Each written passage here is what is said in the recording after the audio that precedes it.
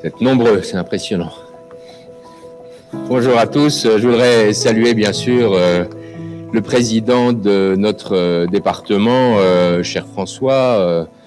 J'ai vu le docteur Couval, il y a les représentants bien sûr de l'agence régionale de santé qui est présent. Excusez-moi si je nomme pas tout le monde.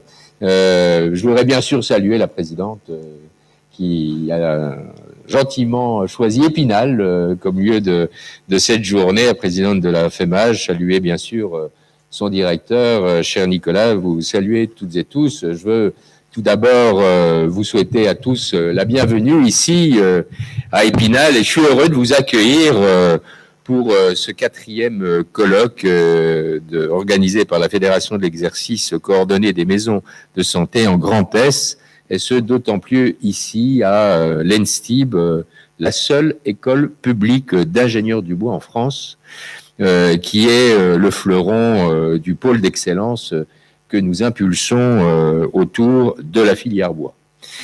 Les événements comme celui-ci ne sont pas si fréquents, Madame la Présidente. Pourtant, la question de la santé est primordiale, nous le savons tous ici, et fait partie donc des préoccupations majeures de nos concitoyens. Depuis le début de la crise sanitaire, je dirais même que c'est devenu le sujet d'actualité et de préoccupation centrale des pouvoirs publics. Ce n'est d'ailleurs pas près de changer, puisqu'au cours des années et décennies à venir, de nombreuses évolutions sociales, mais aussi des évolutions techniques, se télescoperont pour constituer autant de nouveaux défis que nous devons relever. Alors, quels sont ces défis? Le premier sera bien sûr celui de l'offre de soins sur l'ensemble du territoire, avec comme enjeu principal l'égal accès aux soins de tous les citoyens. Et cela passe évidemment par la lutte contre les déserts médicaux. Nous en parlions juste avant. Face auxquels nous agissons ici sur le territoire, le département des Vosges en particulier, en essayant d'attirer des professionnels, notamment dans nos maisons de santé. Et sur ce point, j'espère d'ailleurs que la fin programmée du numerus clausus nous aidera un jour, en tous les cas, dans quelques années. Toutefois, l'offre de soins ne concerne pas seulement le nombre de Messelins. Cela recouvre aussi la diversité des spécialités proposées, des plus communes aux plus singulières. Je pense notamment à l'accès à certaines innovations médicales de pointe que l'on trouve seulement dans de grands hôpitaux. Enfin, il s'agit de constituer un écosystème de santé complet sur chaque territoire, c'est-à-dire un écosystème capable de proposer des soins tant physiques que psychologiques, car ils vont souvent de pair, notamment pour les maladies lourdes. Cela impose donc d'avoir des établissements sanitaires, mais pas que, aussi des établissements médico-sociaux, des établissements sociaux pour accompagner les patients. Deuxième défi, il est majeur, sera celui de l'adaptation de notre système de santé aux bouleversements sociaux et technologiques. Nous venons de le voir avec le programme de la journée. D'abord, le vieillissement de la population française, avec l'arrivée progressive de la génération du baby-boom au 3e ou au 4e âge.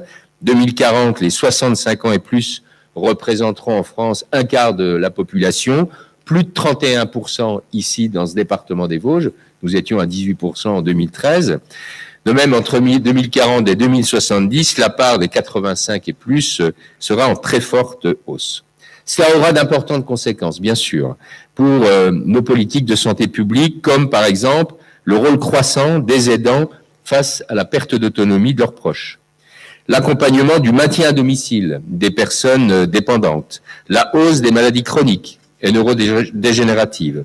Ensuite, la révolution technologique et numérique qui impacte déjà la médecine quotidienne, bien sûr, avec le développement des consultations à distance. Ce n'est plus un rêve, Nicolas, c'est une réalité.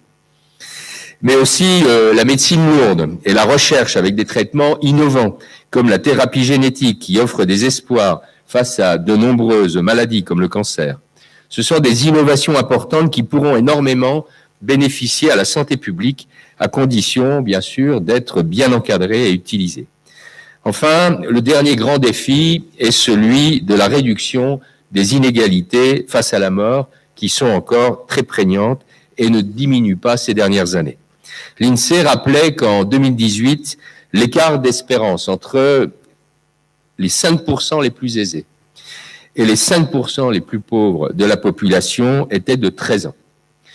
Il y a beaucoup de facteurs qui peuvent expliquer cela, y compris certains sur lesquels les publics, bien sûr, peuvent agir. Tel est le rôle de la prévention, de l'éducation. C'est notamment le cas pour la malbouffe, l'absence d'activité physique, la consommation de tabac, d'alcool, en tous les cas, toute forme de conduite addictive.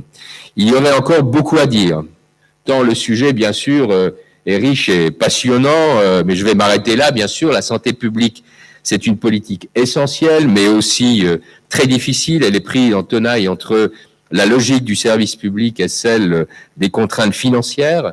Elle fait intervenir de très nombreux acteurs d'horizons très variés. Elle relève à la fois des choix individuels, mais aussi des choix collectifs. C'est donc à nous, pouvoirs publics, associations, de nous mobiliser encore davantage aux côtés des professionnels de santé qui effectuent déjà un travail admirable pour faire en sorte que le droit à la santé devienne une réalité pour tous les citoyens, peu importe leur origine sociale, peu importe également le lieu où ils vivent. D'ailleurs, c'est, Madame la Présidente, exactement ce que fait la FEMAGE dans notre région à travers la promotion des communautés professionnelles territoriales de santé ou des maisons de santé pluriprofessionnelles auprès des collectivités et des médecins. Monsieur Nardin, maire d'Épinal, Monsieur Strauss, directeur des soins de proximité de l'ARS, je crois que je peux enlever le masque pour... Madame Guillotin, que nous excusons, qui n'a pas pu se joindre à nous et qui devait nous représenter donc la région. Monsieur Vanson, président du conseil départemental des Vosges, Monsieur Rouchon, représentant de l'assurance maladie Grand Est, et à tous les participants ici présents aujourd'hui, bonjour et merci d'avoir répondu à notre invitation. Donc, nous allons vivre le 4e colloque FEMAGE Grand Est. Ces colloques ont permis des rencontres entre la FEMAGE et les parties prenantes de cette transformation de notre système de santé. Cette transformation dont nous allons parler aujourd'hui. Des échanges entre professionnels médicaux et paramédicaux des institutions, l'ARS bien sûr, la région, le conseil départemental, l'assurance maladie, ce qui n'était pas du tout gagné au départ, c'est très récent ce lien avec l'assurance maladie, la MSA qui est le partenaire historique des maisons de santé pluriprofessionnelles et en particulier rurales au départ. C'est facile de se faire des compliments, mais ça fait pas de mal, hein. Elle peut être fière de ses résultats et des missions qui ont été accomplies malgré la crise Covid. Parce que on avait presque tendance à l'oublier, mais maintenant on y repense à nouveau. En particulier, alors ce que j'ai mis en premier évidemment, parce que c'est notre projet phare, c'est la formation PACT, alors MSP. Alors PACT, vous verrez, ce sera développé tout à l'heure, c'est les formations des coordonnateurs. Et depuis septembre 2021, la formation PACT CPTS, qui est un peu différente, mais qui reste quand même dans les mêmes objectifs. Jeudi soir, donc c'est il y a 2 jours, parce que tout va à une vitesse énorme en ce moment, tout bouge partout. J'ai assisté à une thèse d'un de mes anciens stagiaires qui va s'installer dans les Vosges. Donc je voulais le préciser pour Monsieur Vanson et Monsieur le maire. Voilà, c'est une bonne nouvelle. Voilà. Et son sujet de thèse était comment les coordinateurs des MSP perçoivent leur rôle. C'était très intéressant. On la diffusera dès qu'on aura son accord et qu'on l'aura en ligne. On a aussi travaillé sur des observatoires des maisons de santé. On a travaillé, alors pas on, docteur Violaine qui est là, a travaillé en mettant en place un DU de santé publique et la première promotion, la remise des diplômes s'est faite il y a quelques jours, en lien avec l'école de santé publique de Nancy et la faculté de médecine. Donc ça, c'était quand même un énorme travail, hein, la création d'un DU, la mise en place, faire l'enseignement, etc. Voilà. La formation des leaders, mais ça c'est un peu depuis déjà de nombreuses années, avec l'école de commerce de Nancy. Mais là, c'est plus une école de management pour ceux qui seraient intéressés. Et toujours sur le terrain, toute notre équipe salariée, donc je remercie bien sûr, qui était renforcée et qui fait des facilitations, des accompagnements des équipes, et en fait qui répond à tous vos besoins et à toutes vos questions. Alors, c'est vrai que vous avez été nombreux à souligner, et vous l'avez encore souligné tout à l'heure, que la crise sanitaire avait eu un effet d'accélération sur un certain nombre de composants de notre système de santé. Donc, c'est vrai qu'elle a notamment eu pour effet de booster le recours à la télémédecine, vous l'avez dit. Elle a eu également pour effet elle a mis en lumière plutôt la nécessité effectivement de renforcer, d'améliorer nos systèmes d'information. On a vu aussi les failles de nos systèmes d'information et l'enjeu majeur aujourd'hui de conforter ces systèmes d'information, et surtout, elle a renforcé le besoin des soignants de travailler en équipe pluriprofessionnelle. Et puis, le DU de santé publique, bravo aussi. Franchement, la première promotion est sortie. C'est une action exemplaire en lien avec l'Université de Lorraine. C'est vraiment très, très bien. Et la formation PAC CPTS en lien avec l'URPS médecin, qui va permettre de professionnaliser les coordonnateurs des CPTS. C'est un enjeu aussi majeur pour la transformation du système de santé. Et puis, pour finir, effectivement, la FEMAGE est associée et sera associée à des projets que nous pilotons actuellement qui sont importants. J'en cite deux. Il y a donc la mise en œuvre du Ségur, de la mesure 31 du Ségur, qui doit permettre effectivement de recruter des psychologues dans les maisons de santé pour mieux prendre en charge la santé mentale de nos concitoyens. Là-dessus, j'insiste sur un point, on va pouvoir labelliser rapidement 3 projets. On a 13 postes, donc j'en profite pour faire un peu d'appel aux éventuels candidats. Il reste 10 postes à pourvoir qu'on peut financer pour recruter des psychologues. Et là, l'enjeu de cette expérimentation, ça va être véritablement de tester des modes de financement innovants qui permettront de sécuriser finalement le financement de ces structures et peut-être d'en déployer davantage sur le Grand Est. Je rappelle d'ailleurs que ces structures, au départ, elles ont bénéficié de l'expérience des maisons de santé qui ont été implantées à Strasbourg et qui étaient déjà un peu sur ce modèle tout à fait innovant. Il ne faut pas oublier le sujet de la transformation du système de santé. C'est aussi motivé par un souci permanent d'avoir toujours le meilleur soin ou la meilleure prise en charge au meilleur coût. Donc c'est important de le rappeler. Pour ça, la transformation, elle se traduit, vous l'avez très bien dit, par différentes innovations. L'innovation médicale qui va permettre de prendre en charge plus facilement à domicile des patients avec des pathologies lourdes. On sort d'une logique de paiement à l'acte pour passer au forfait, pour passer au paiement de structure, à de la coordination, également à un paiement à la population. Et dans l'article 51, on est aussi sur des projets, des expérimentations, où on est sur des paiements qui envisagent un retour aussi sur investissement par rapport aux économies générées. Vous avez également des innovations, et vous l'avez dit, qui laissent encore à désirer, c'est celles qui concernent les outils. Alors les outils, il y a la télémédecine, il y a tout ce qui a été développé et qui permet aujourd'hui d'avoir, on va dire, l'anamnèse dans des conditions satisfaisantes, si c'est bien accompagné. Mais vous avez tous les outils aussi autour de la coordination du patient, l'échange d'informations. Et là, on voit bien que le risque, il y a 2 écueils, mais je pense qu'ils seront évoqués largement aujourd'hui. C'est la problématique de l'interopérabilité des systèmes, des outils, mais c'est aussi l'écueil pour les soignants que vous êtes du burn-out numérique. Parce qu'avoir des sollicitations de toutes parts, SMS, WhatsApp, Messenger, etc., si on passe plus de temps à traiter ces messages qu'à traiter ces patients, on peut aussi avoir des interrogations. Et donc, il y a un vrai enjeu derrière tout ça. Mais tout ça, on voit, c'est déjà en filigrane, il y a déjà des choses concrètes qui se mettent en place. Pour autant, ça ne marchera que si on prévoit l'accompagnement au changement des acteurs de santé. Et quand je dis les acteurs de santé, ce sont les patients, ce sont les professionnels. Et là, il y a un rôle essentiel à la formation initiale.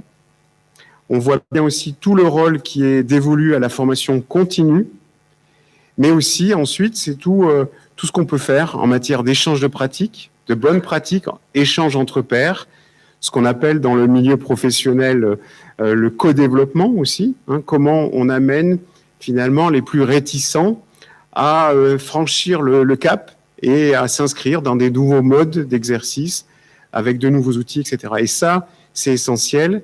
Et donc, je souhaite saluer l'initiative de la FEMAGE aujourd'hui, qui nous réunit autour de ces thèmes et qui est une formidable opportunité pour pouvoir échanger, avoir des témoignages de professionnels qui sont engagés déjà dans ces exercices, dans ces évolutions. Et j'espère que ça sera de nature à convaincre ou embarquer d'autres professionnels de santé sur le territoire.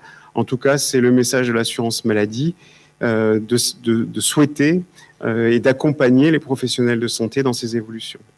Donc un département comme le nôtre, un département à forte vocation rurale, se doit effectivement de se mobiliser au maximum pour être en mesure d'offrir aux habitants de notre département un système de santé de qualité.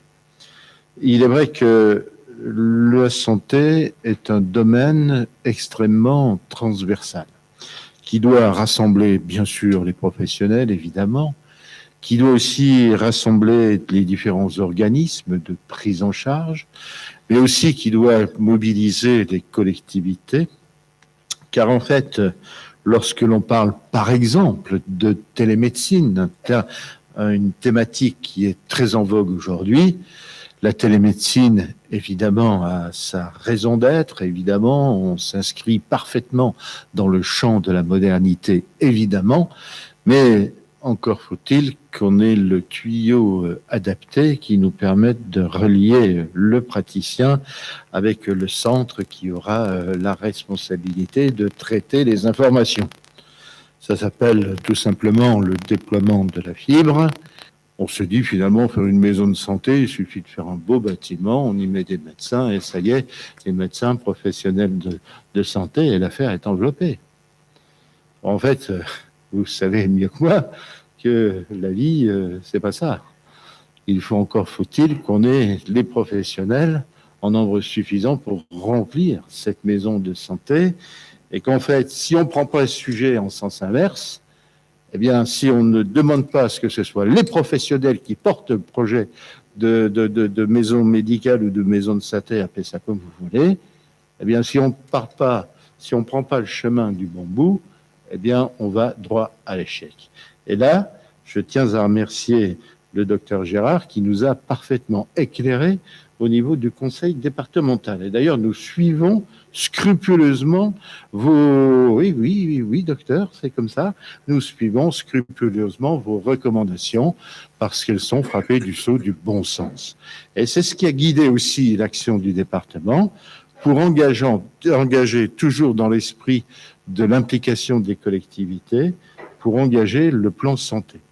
Le plan santé du département des Vosges, où très rapidement, nous nous sommes rendus compte qu'il y avait un sujet et qu'il fallait que l'on apporte une aide pour augmenter l'attractivité de notre département, de manière à inciter les professionnels de santé à venir s'installer dans le département. Alors, pas uniquement des médecins, mais tous les professionnels de santé. Nous nous sommes également penchés sur la problématique dans le cadre de ce plan qui consistait à travailler sur l'organisation de l'offre de soins à l'échelle de nos territoires, car là encore, quand il y a pénurie en quelque sorte de praticiens, bien, encore faut-il qu'on ne fasse pas n'importe quoi dans n'importe quel secteur, dans n'importe quel territoire. Là encore, le département peut avoir son mot à dire. Et enfin, nous nous sommes aussi impliqués directement sur des sujets aussi importants que le vieillissement de la population, le vieillissement en bonne santé de notre population.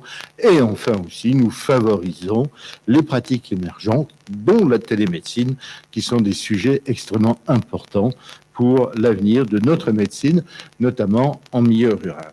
Nous, on s'est retrouvés à devoir recruter pas mal de personnel au tout début de la crise, puisque au moment où la crise Covid a frappé, nous n'avions pas de personnel d'accueil.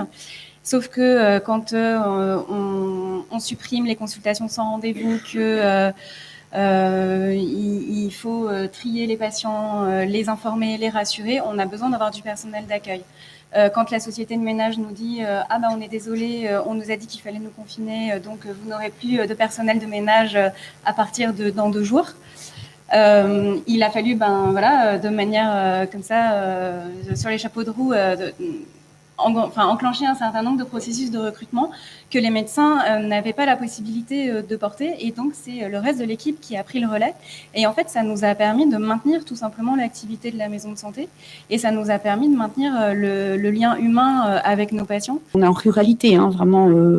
Premier hôpital avec la 45 minutes, le laboratoire. Donc, on s'est rapidement inscrit dans une démarche à faire des prélèvements Covid pour faciliter la vie des personnes. On a rapidement, nous, en appui avec la CPTS, fait des centres de vaccination éphémères. On a commencé aussi mi-janvier au sein de notre MSP.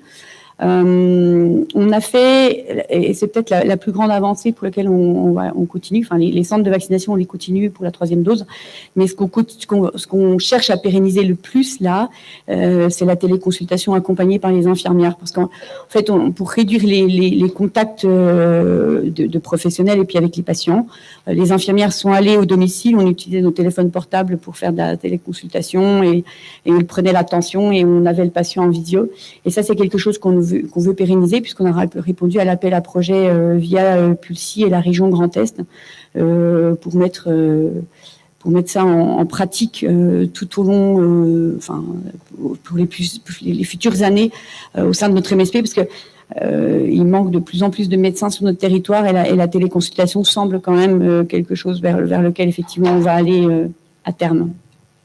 La crise a impacté évidemment nos projets. On était une équipe de soins primaires qui démarrait juste en début 2020.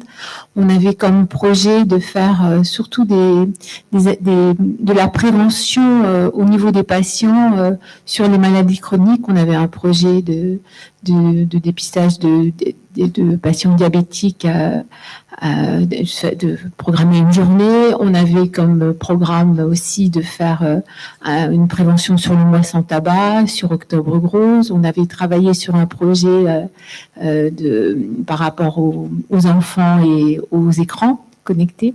Donc tout ça, on va le reporter sur nos actions 2022-2023, on espère. Effectivement, pareil, tous les projets ont été chamboulés. On n'a rien fait de ce qui était prévu, mais on a fait plein d'autres choses. Ce qui est sûr, c'est que cette période a permis d'avoir de nouvelles collaborations avec notamment les hôpitaux de proximité. Et je trouve que ça avait fait un boulot dingue, quoi. Voilà. Ça, je voulais le dire. Et pour la coordination, je reviens un peu sur les propos d'Anaïs, et je suis d'accord avec elle sur le fait que vous avez quitté un peu une dimension de la coordination comme on l'entendait dans votre fiche de poste. On voit qu'il y a d'autres dimensions, et cette dimension, elle interroge le territoire, comme le disait si justement François-Xavier. Donc oui, ça va rebattre un peu les cartes. Oui, on commence à rentrer et à faire de la santé publique, parce qu'on l'a découverte ensemble assez brutalement, cette santé publique, pendant quelques mois, et que cette responsabilité populationnelle, on la partage en fait. C'est-à-dire que la santé, effectivement, ça va au-delà de l'approche sanitaire, et que c'est peut-être ça qu'il faudra un peu sauvegarder là, sur les prochains mois, en tout cas les années à venir, pour que notre système de santé, de soins, devienne un système de santé, en fait. Donc finalement, je n'ai pas de questions. J'avais juste envie de célébrer ce que vous avez toutes et tous fait, et en se disant qu'il y a un peu de travail pour l'AFEMAGE, mais pas que l'AFEMAGE, mais aussi les instances, l'ARS, l'assurance maladie, tous les partenaires, où aussi on a appris à se coordonner ensemble et de trouver des appuis qu'on n'attendait pas peut-être, et que la solidarité, la bienveillance a fait un peu le reste. Donc on continue à travailler en bonne intelligence, et voilà, on aura d'autres défis à relever dans les années à venir. Voilà. Donc merci beaucoup. On a l'Agence du numérique en santé qui a mené un sondage auprès de 3000 patients représentatifs de la population et auprès de quelques professionnels. On a 260 médecins et 249 infirmiers qui ont été interrogés. La référence est sur le support, on pourra vous la relayer. Les chiffres clés, alors, est-ce que, concernant les praticiens, les professionnels de santé, à la question est-ce qu'ils ont déjà fait une téléconsultation avec les patients, eh bien, on était assez représentatif dans la salle, des mains levées. On a 69 professionnels qui, à peu près, répondent oui. Sur la question, combien est-ce qu'on en a fait en tout? Alors, la majorité de ceux qui ont répondu oui en ont fait plus de 100. Globalement, est-ce que le médecin est satisfait de son expérience? À 70% des médecins répondent oui. Et où se trouvait le patient? Eh bien, il se trouvait à domicile. J'ai noté des questions que vous allez peut-être vous poser aussi. J'ai vu beaucoup d'évaluations quantitatives sur la télémédecine. C'est souvent beaucoup de noms, beaucoup d'usages. Voilà. Sur le qualitatif, on a très peu de choses. Qu'est-ce qui se passe dans ces interactions? C'est colloque singulier. Qu'est-ce qui s'y passe? Alors les patients ont l'air contents quand même. Ils disent que ils sont pas sûrs, mais finalement si on leur demande d'accord, et puis quand ça se passe, ils sont contents. C'est un peu ça l'idée. Alors, pour illustrer, parce que moi j'aime bien lire de la sociologie de l'innovation, je vous incite à lire cette presse des mines. C'est un sociologue de l'innovation et du travail qui s'appelle Alexandre Mathieu Fritz, qui a écrit sur la télémédecine. Et il nous dit, c'est du qualitatif, et il nous dit que ça s'anime, la télémédecine, et justement pour pas que les projets tombent comme des soufflets, on a besoin d'accompagnement au long cours de projets de télémédecine. Il le dit très longuement, en plusieurs centaines de pages. Mais c'est assez intéressant, la sociologie de l'innovation. J'aimerais savoir, dans les pourcentages de tous ceux qui ont levé la main, peut-être pas ici, mais en tout cas ceux qui ont répondu là-bas, qui a fait de la téléconsultation au sens avec un outil, une consultation, ou qui a fait du téléphone avec son patient en visio, parce que moi, je n'ai pas levé la main, j'appelle ça du renseignement téléphonique et pas de la consultation. Voilà, donc je pense qu'il y a, dans ce qui s'est développé, c'est le grand pic au moment du Covid et du confinement, des choses qui ont été très très variées, et je pense qu'on peut faire du très qualitatif avec des limites et des protocoles et des choses, et il ne faut pas laisser aller à dire qu'on fait de la téléconsultation quand on répond à une question par téléphone. On retrouve souvent à faire des téléconsultations où au final je demande au patient de revenir au cabinet pour l'examiner, ou d'autres éléments, et il y a une crainte, en tout cas moins, que finalement la téléconsultation soit imaginée comme l'accessibilité à l'heure actuelle de je crois que c'est Monsieur Rouchon qui l'a exprimé en fait sur le burn-out numérique. On sait maintenant actuellement qu'on a accès à beaucoup d'éléments en fait par le numérique, et j'ai peur en fait que la médecine y perde un peu ce rapport en fait humain de prise de temps et de prendre le temps, et que du coup en fait ces outils numériques, c'est très bien qu'il y ait un accès par le biais de la CPAM ou d'autres, mais qu'en fait finalement ça devienne une obligation d'y répondre dans la minute, alors qu'en fait, finalement, c'est quelque chose qui prend du temps, c'est quelque chose qui s'améliore avec le temps, et je pense qu'il faudra vraiment un travail au-delà des outils, de la façon dont c'est construit les projets de santé, mais un vrai travail avec la société, les patients et les usagers sur l'utilisation de cet outil dans le quotidien, dans notre interface en tant que médecin, puisque ça donne un accès assez flippant, entre guillemets, lorsque vous dites qu'on pourra communiquer par mail avec mes patients. Il nous est tous arrivé de le faire dans des cas très particuliers, dans les cas de soins palliatifs ou d'autres éléments, de donner notre numéro de téléphone ou de donner notre numéro de mail. Et ça fait peur, en fait, dans l'accessibilité avec une demande croissante au sein de nos cabinets. J'ai une réflexion, c'est pas une question, c'est plus une réflexion qui vient du fait que j'ai été interpellé aussi bien par des médecins de CPTS que par des patients sur la fracture numérique. Et dans ce cadre-là, et c'est une info, avec mon espace santé 2022, on se rend compte que sans aide et sans explication, ça ne marchera pas du tout. Mais impossible. Déjà, la réticence, la fracture numérique. Donc, pour info, nous faisons un colloque, donc premier semestre 2022, sur l'électronisme et la fracture numérique, avec des ateliers sur mon espace santé 2022. Et on tient aussi à solliciter évidemment les CPAM, les URPS et également l'ARS. Voilà. Oui. Je vais juste rajouter un petit élément par rapport à ce qu'a dit M. Perrin, qui est très intéressant, c'est que nous aussi on a besoin de médecins. Pourquoi le soufflet-on? Parce que c'était un nouveau métier, on n'a pas été formé, on s'est approprié l'outil parce que on était dans le besoin, mais finalement on s'est rendu compte que c'était chronophage, donc on ne gagnait pas plus de temps parce qu'on n'était pas formé. Je pense qu'il y a aussi, pour nous professionnels, un besoin. Je me permets de rebondir sur ce que les intervenants ont dit. J'ai vu un peu un fil rouge. Pour moi, j'ai l'impression que En effet, la difficulté en étant sur le terrain et en voyant les équipes qui ont abandonné la télémédecine en disant ça ne marche pas, c'est nul, ou en se disant c'est le miroir aux alouettes. En effet, comme vous l'aviez très bien dit tout à l'heure, je pense que l'outil ne doit pas remplacer le projet. Et donc, en accompagnant beaucoup d'équipes sur le terrain, la première chose qui vient, c'est mais qu'est-ce qu'on va utiliser comme outil? Alors, on regarde qui existe, comment on va faire, et après, éventuellement, on réfléchit au projet. Et là, la question que moi je me pose, j'entends bien, il y a des super équipes. En effet, votre équipe je viens de la Meuse aussi, je travaille sur Meurthe-et-Moselle et Meuse. On a été accompagné à la fin du projet. C'est-à-dire qu'en effet, il y avait un projet et on s'est dit, ben voilà, il faut chercher un outil qui réponde à ce projet. Et donc là, la question que je me pose, on a parlé en effet de l'accompagnement au choix de l'outil, on a parlé de l'accompagnement par Pulsi, mais qui accompagne les équipes à réfléchir au projet? Parce qu'il y a des croyances, il y a des représentations. Quand on parle de télémédecine, on voit tout de suite, comme vous parliez, des cabines là, à Monoprix ou etc.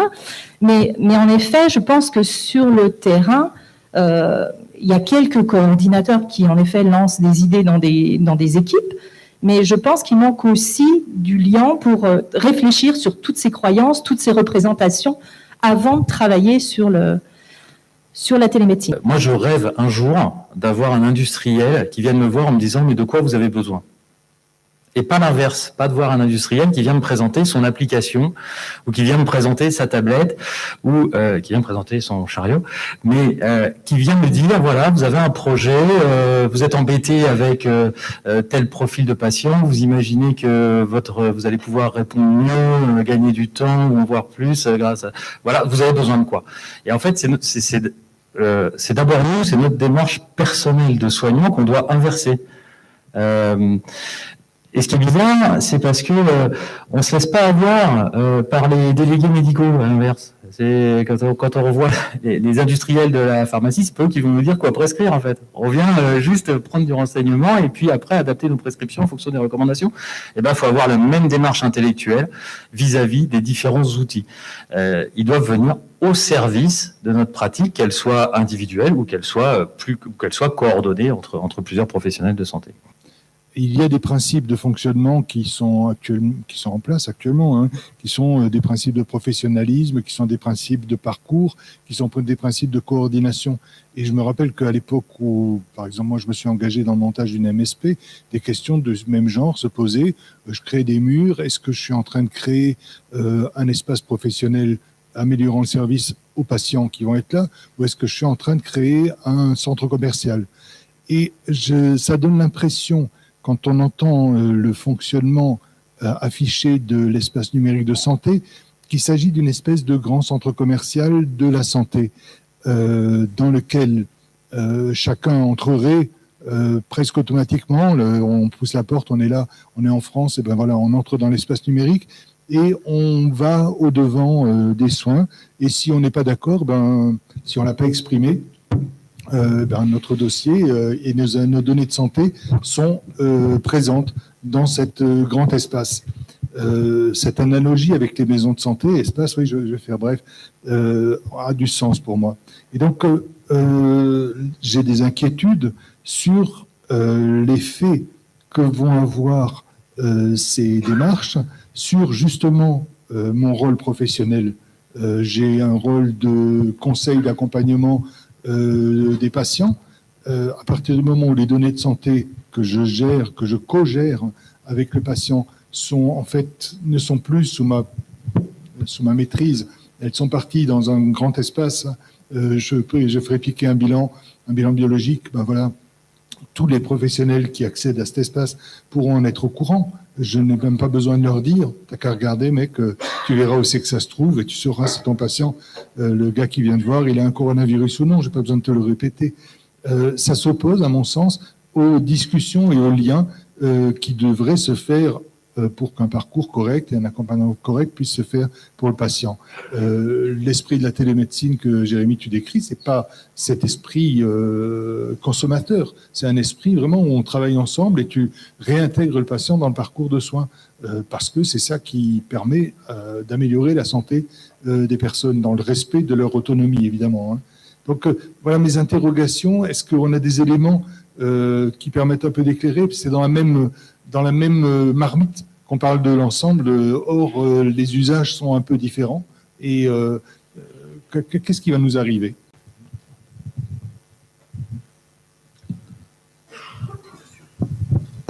Alors, c'est vrai que jusqu'à présent, avec le dossier médical partagé, le patient, on était sur un recueil de consentement qui pouvait être proposé par un professionnel de santé où le patient donnait lui-même, était à l'initiative de la démarche. Aujourd'hui, on voit bien qu'avec le dossier médical partagé, si ça ne fonctionne pas forcément comme si ça ne prend pas chez tous les professionnels de santé, chez tous les usagers, c'est parce que le processus est compliqué, tant au niveau, on va dire, de l'information que dans l'ouverture. Ce qu'on a remarqué, c'est que les professionnels de santé ont du mal à se saisir du dispositif parce que le dispositif n'est pas assez couvert par la population. Donc, si le dispositif n'est pas assez couvert par la population, il n'y a pas d'alimentation. S'il n'y a pas d'alimentation, il n'y a pas de consultation derrière. Donc, si vous voulez, on est tout le temps dans un cercle où il manque quelque chose pour pouvoir placer le dossier médical vraiment au centre du système de soins. Maintenant, aujourd'hui, la volonté, c'est la loi a un peu fait bouger les choses. La loi propose automatiquement de fournir à un usager, enfin, à un citoyen, un espace numérique dans lequel il y aura un dossier médical. Il n'y a pas d'obligation. L'usager aura toujours la possibilité de s'y opposer s'il le souhaite. D'autorité, je clôture cette session. Je l'ai déjà fait, c'est pas la première fois. Oui, juste, alors, 2 minutes. Madame Possovon. Confère à Bordeaux. Directrice adjointe de la Caisse primaire d'assurance maladie, juste peut-être pour vous évoquer un espace commercial, une évolution qu'on voit bien aussi dans le système, dans ce que souhaitent les personnes et la demande. Enfin, les gens s'habituent à consommer de la santé comme ils consomment un certain nombre d'autres choses. Ça, c'est des choses sur lesquelles on est d'accord.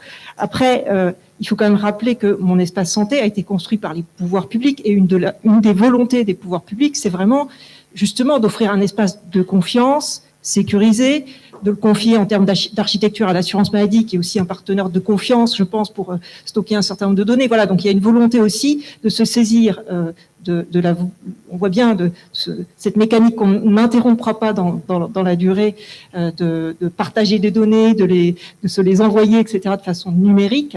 Donc on n'arrêtera pas ce mouvement. Par contre, on peut effectivement y mettre une certaine éthique et prendre la main dessus et le confier à des partenaires de confiance. Voilà, c'est un peu aussi l'idée de mon espace santé, je voulais simplement le rappeler. Demain, ce que vous allez avoir, ce sera d'un côté la messagerie standard qui sera dans une interface propre et la messagerie sécurisée qui va permettre d'adresser facilement à MS Santé ou à AppyCrypt et qui en plus va présenter le gros avantage d'être disponible en mobilité, ce qui n'est pas le cas aujourd'hui. La solution que je vais vous présenter s'appelle Medimail. Elle est éditée par le GIP MIPI, qui est un acteur majeur de la e-santé en France.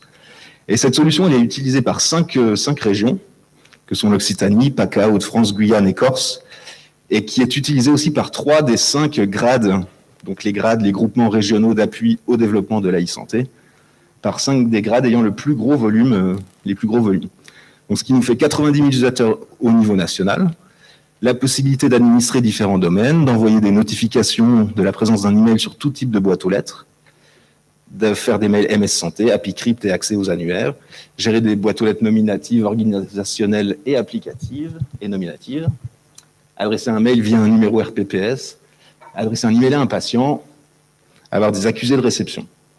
Les professionnels de santé avec qui je travaille ont quand même une réticence aussi à utiliser ce type de messagerie parce que justement il y a cette lourdeur dans l'accès en fait à la messagerie et le fait de devoir s'authentifier, de devoir attendre un message d'authentification sur leur téléphone pour pouvoir ouvrir enfin le mail qui va leur permettre d'accéder aux informations nanana, en fait ils l'utilisent pas. Ils vont plutôt utiliser des messageries de type WhatsApp qui vont être instantanées où ça va accélérer en fait le flux de communication et de transition et pour le coup aujourd'hui, alors évidemment je comprends bien cette histoire d'authentification, le fait de réguler, de sécuriser l'accès aux données de santé qui sont, on le sait, les données les plus sensibles et les plus protégées par la loi actuellement. Mais pour le coup, en termes de praticité et de retour terrain, moi je sais que les messageries MS Santé de Pulsi, des boîtes organisationnelles, j'en ai ouvert, je sais pas, peut-être 10 pour des différentes équipes de soins primaires.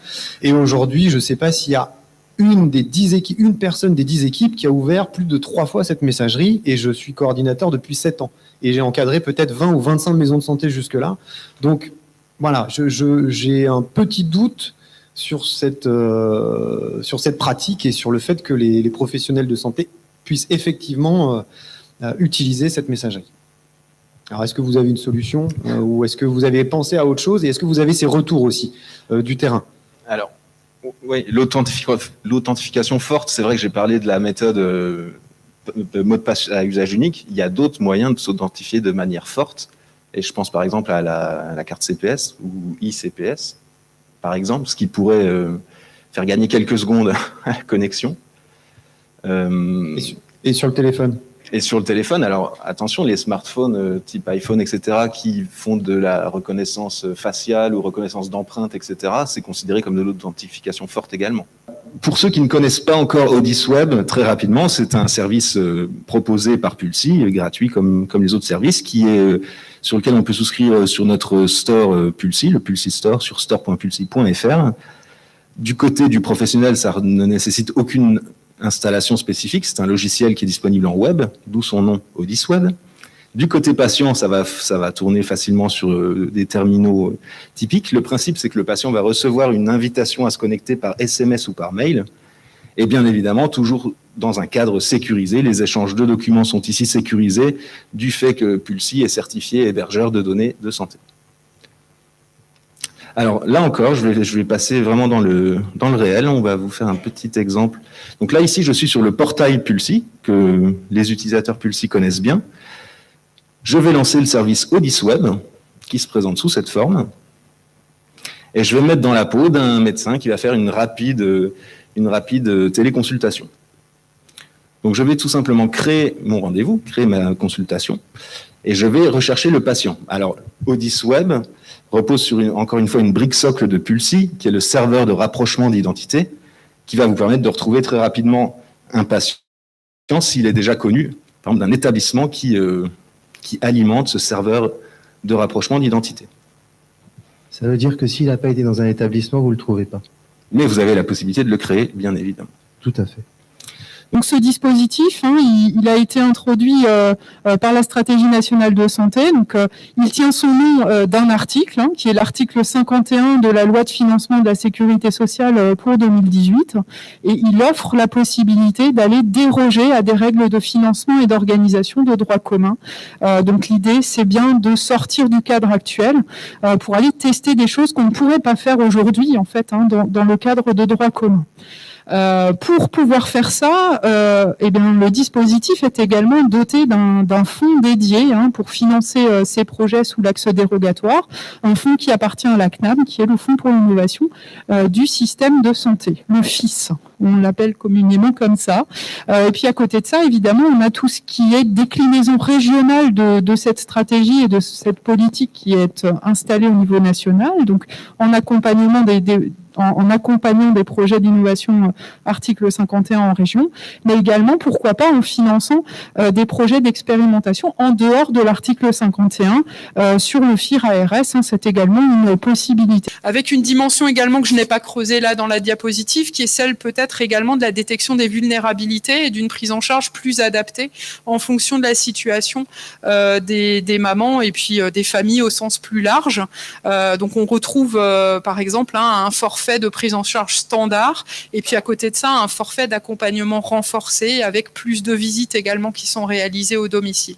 On est également sur une auxiliaire de puériculture qui va venir faciliter l'intervention de la sage-femme de PMI à l'issue, puisqu'en fait, elle va venir se positionner, la PMI, en accompagnement de l'enfant sur une durée beaucoup plus longue que l'AP qui vient intervenir sur un temps très court. Alors là, j'ai pas mis le schéma du parcours, mais évidemment, on vient d'écrire également dans le cahier des charges très exhaustivement le parcours de la maman, donc de sa sortie post-accouchement jusqu'à la fin d'accompagnement par l'auxiliaire de puériculture. Alors sur la naissance des CPTS, peut-être la première chose que je voudrais dire très rapidement, faire un tout petit historique. C'est vrai que quand le concept des CPTS est apparu, il y a maintenant plusieurs années, c'est 4-5 ans, il y avait un point important, c'était des structures qui devaient émerger, je dirais, à l'initiative des professionnels. Et on s'était posé la question à l'époque de savoir comment ces structures émergeraient. Est-ce que ce serait spontané ou est-ce qu'il faudrait accompagner cette émergence, cette naissance des CPTS?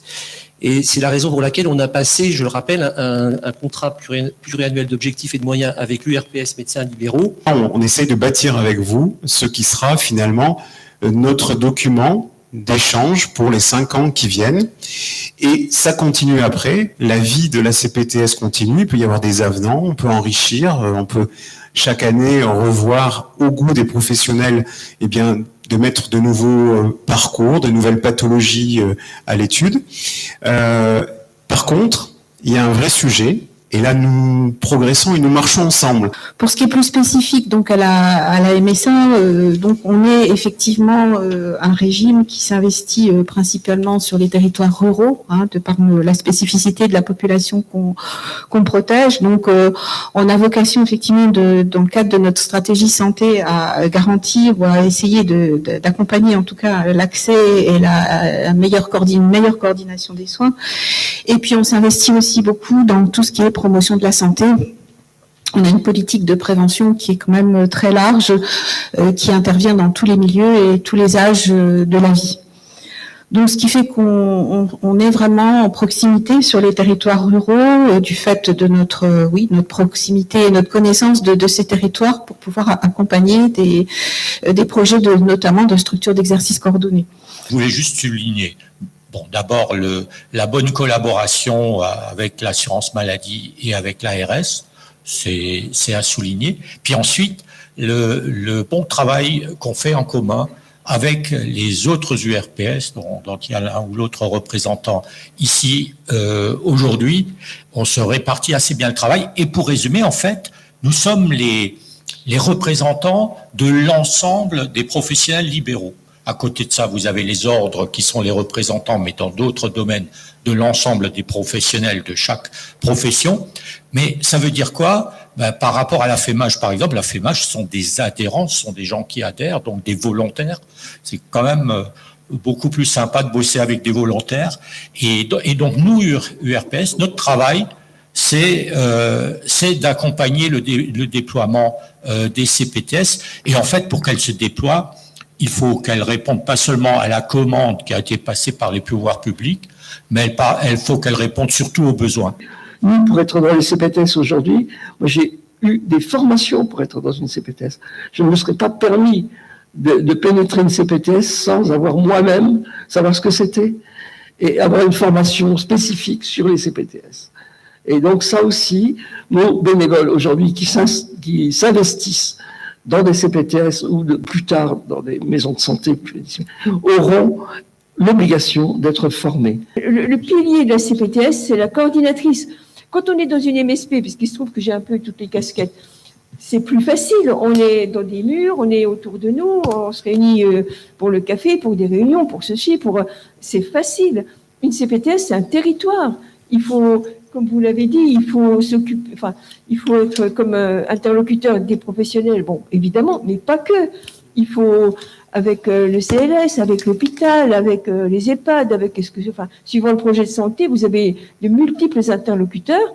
Et franchement, c'est pas si facile que ça. Mais quand c'est pas facile, c'est pas un problème. Il faut se remuer un peu, puis ça va. Pardon. On est un peu à la limite de l'indigestion, mais on s'est bien nourri. Et nous, on ne savait pas, mais vous avez des cerveaux incroyables. Mais vous êtes super endurant. Tout ce qu'on vous a dit, impressionnant. Tout ce que vous avez à faire, impressionnant. Dis donc, vous avez du boulot. Comment on va résumer l'irrésumable? Mais oui. Surtout quand même que là, on a les plus résistants qui sont restés. Oui, les plus courageux. Ou les plus faillots, ça dépend. Ou ceux qui habitent ici. Oui. Il n'y a pas moyen. Alors, attends, je sors mon PowerPoint en cas que j'ai un bug. Ben oui. Nous, on se disait, tiens, on va se faire un petit récapitulatif de ce que pourrait être un coordinateur. Ça vous va? Oui. Après tout ça. Donc on s'est dit, le coordinateur... Alors, ça peut être une coordinatrice. Oui. Alors, le coordinateur, il faut qu'il soit à l'écoute. Donc, généralement, il est voilà, à l'écoute. Le coordinateur, il faut qu'il ait une vision globale de l'équipe de travail là qu'on voit là. Ouais. Une vision élargie. Voilà. Ouais. Oh la vache. Et si ça ne suffit pas, il a même une deuxième paire de lunettes pour avoir une vision kaléidoscopique. Et là, il voit toutes les facettes de tout le monde. Alors, j'entre dans la fonction. Attends, parce que pour entrer dans la fonction, il faut un peu de bienveillance quand même. Ah oui. J'ai entendu ce mot-là souvent. Il y en a qui font oui, oui, oui, oui. De la bienveillance. On sent qu'il y a du vécu. Voilà. Et puis, je crois qu'il fallait un crayon parce qu'il y avait pas mal d'administratifs. Hein. Mais là, je l'ai oublié. Attention. C'est parti. Alors, tu n'as pas 2 heures. Tu n'as pas un jour. Tu n'as pas un mi-temps. Tu n'as pas un plein temps. Tu as 30 secondes pour te mettre en lien avec toute l'équipe. Attends, d'abord, je voudrais faire ce qui se fait le plus souvent.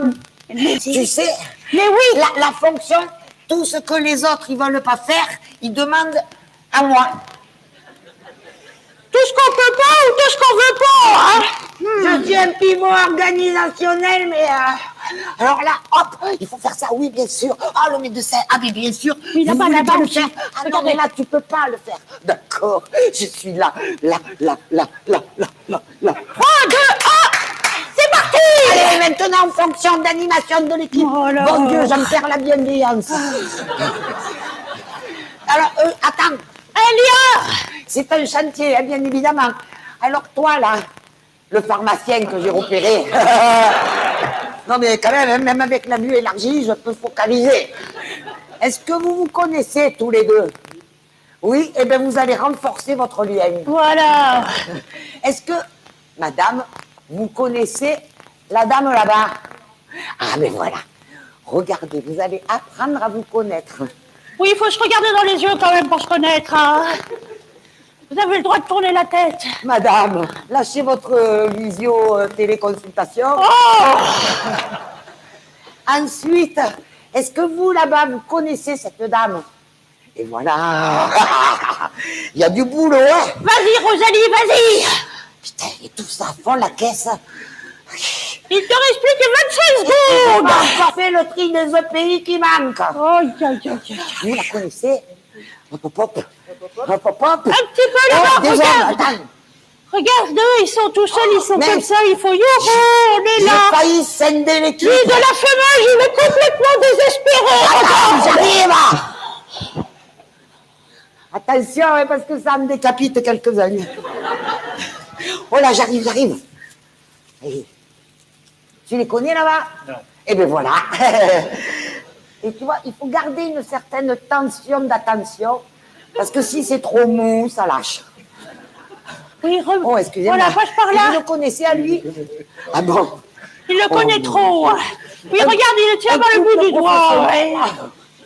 J'ai bien vu, hein, j'ai bien vu. Remontez tout là-haut à chômage. Regarde là-bas, ils sont tout seuls. Puis qu'est-ce que vous foutez tout seul? Eh, je suis presque au bout du rouleau. Catherine et un sociologue, nom de Dieu. Oui, ça peut toujours servir. Oh là là. Là, je te le laisse pour la synthèse. Serrez-vous les coudes. coude, là, jusqu'à fumage. Oh là là là là, qu'est-ce que vous m'avez fait de ma coordinatrice? Quand il y a un truc qui décolle, on arrête de me taper dessus. Viens là, viens là. Aïe, aïe, aïe, aïe. C'est une fonction épanouissante. Oui. Il faut s'engager à fond. Oui, c'est fragile. Oui, le coordinateur est fragile. Hein. Oui, mais il n'est jamais baïonné. Il est quand même assez autonome. Ben oui, ben oui. Alors,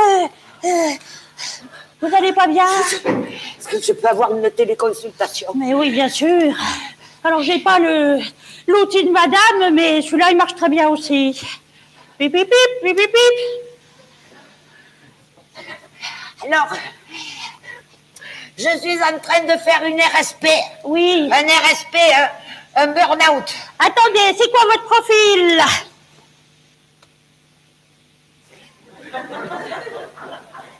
Parce qu'avec tout ça, vous avez le droit à un agenda, une messagerie et tout votre dossier sur Internet. Oui, mais... Vous êtes d'accord? Pas d'accord? Vous avez le choix? C'est très bien, merci. Et de 1. J'aurais voulu avoir un temps plein, un référentiel, une formation. J'aurais voulu avoir un statut, une reconnaissance et un merci. Oui. Oh ben si vous commencez la chansonnette, hein, moi j'en ai une autre. Un jour, votre doc viendra. Un jour, il vous diagnostiquera et vous fera des petites ordonnances d'amour. Mais cela est peut-être pour un autre jour. On a pas réglé le problème de la téléconsultation, mais moi j'ai envie d'un bisou. Aïe, aïe, aïe, aïe, aïe. Je sais pas s'ils vont évoluer en téléconsultation autant que ça. Alors, formateur, ordinateur, c'est bien. Allez-y tous.